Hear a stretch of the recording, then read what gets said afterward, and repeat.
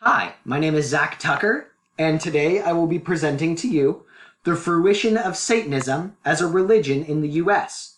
Now, I just want to warn you now that around the middle of this presentation, there's a vulgar topic that I have to cover, so just so you know, you have been warned. And I also want to let you know that near the end of the presentation, I cover an unaccredited source.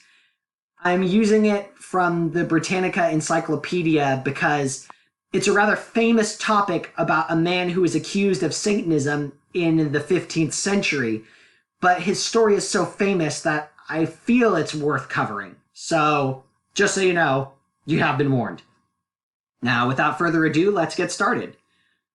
Satanism is a form of atheistic religion in which Satan is used as a symbol of resistance to Christianity's massive presence that has developed throughout the centuries. And as of May 2019, the Satanic Temple has officially been recognized as a religion by the federal government. The Satanic Temple was first formed in 2013 by Lucian Greaves on the left as a separate branch of Satanism. Other branches of Satanism are known as the Church of Satan, started by Anton LaVey in 1966, that's him on the left. The Temple of Set, started by Michael Aquino in 1975, that's him in the middle. And the Order of Nine Angles, most likely started by David Myatt in 2000. There are a lot of people that were involved in the creation of the Order of Nine Angles, but he is generally accredited as the leader. Now, members of the Satanic Temple do not worship Satan. In fact, Satanism rejects all deities and superstition and justifies its beliefs through science. His image is simply a symbol of the eternal rebel in opposition of arbitrary authority. These Satanists follow a set of 7 fundamental tenets, which all people are entitled to, regardless of their involvement with the temple.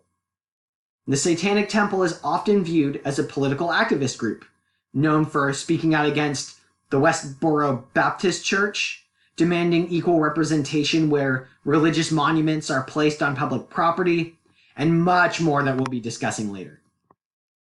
Now, most famously, the Satanic Temple fought to have a statue of Baphomet, the goat-headed, angel-winged icon of Satan, placed in Oklahoma in response to a statue of the Ten Commandments being placed there at the state capitol building in 2012. Now, they didn't succeed in Oklahoma. Rather, the state of Oklahoma decided to take the Ten Commandments statue down. In Detroit, in 2015, they succeeded in getting a Baphomet statue set up. So they were successful in a manner of speaking. The Satanic Temple has used social media as its general means of spreading their message and gaining notoriety throughout the states.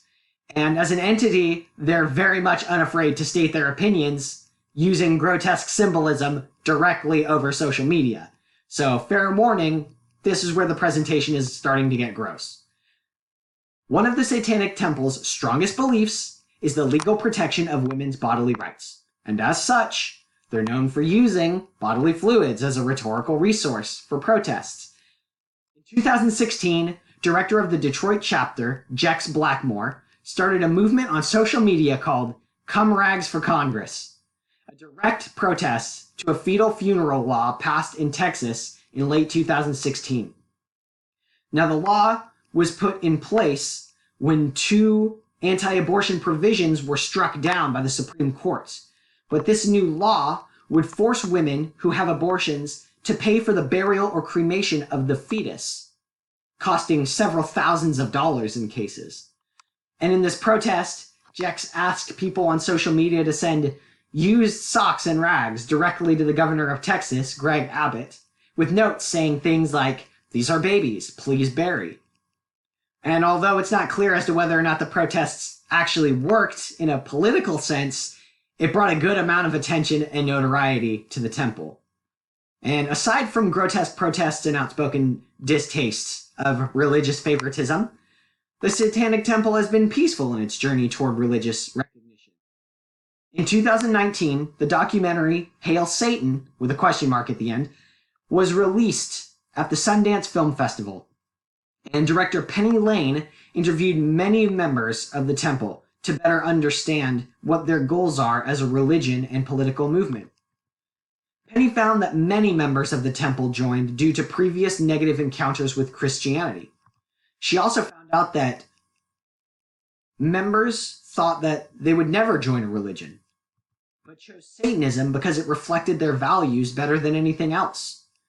And to quote the abstract from the film, they point out that Satan just means the adversary, not an evil being, and they seek to be that adversary, the opposition to the conservative Christians who deprive LGBTQ people of their rights, who seek to restrict a woman's right to an abortion, who seek to impose their religious views on others.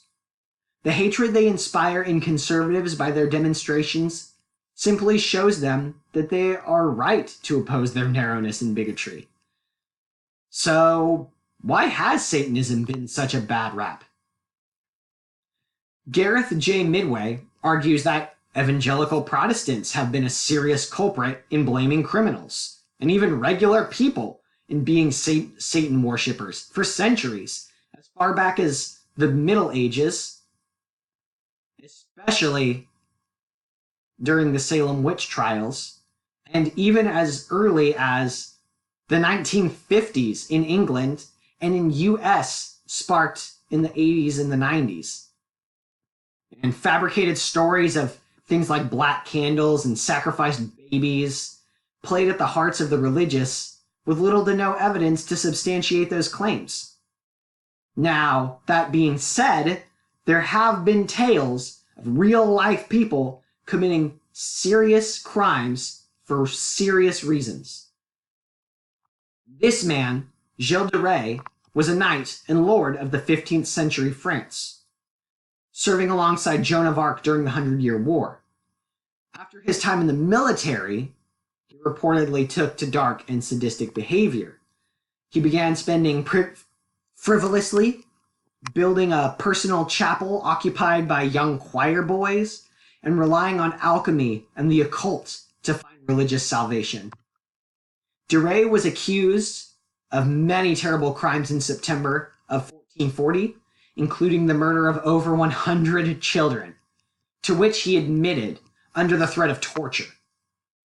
He was executed a month later by hanging and immolation. Now, there's little more than tales and accounts of his trials to look upon for proof, but many historians do believe that he really did commit the crimes that he was accused of. In conclusion, we don't have to live in those dark ages anymore. Empty accusations of devil worship and praising Satan should be left behind, especially when it comes to the Satanic Temple. They have proven to be a peaceful and justified, if not sometimes outrageous, religion for the modern era.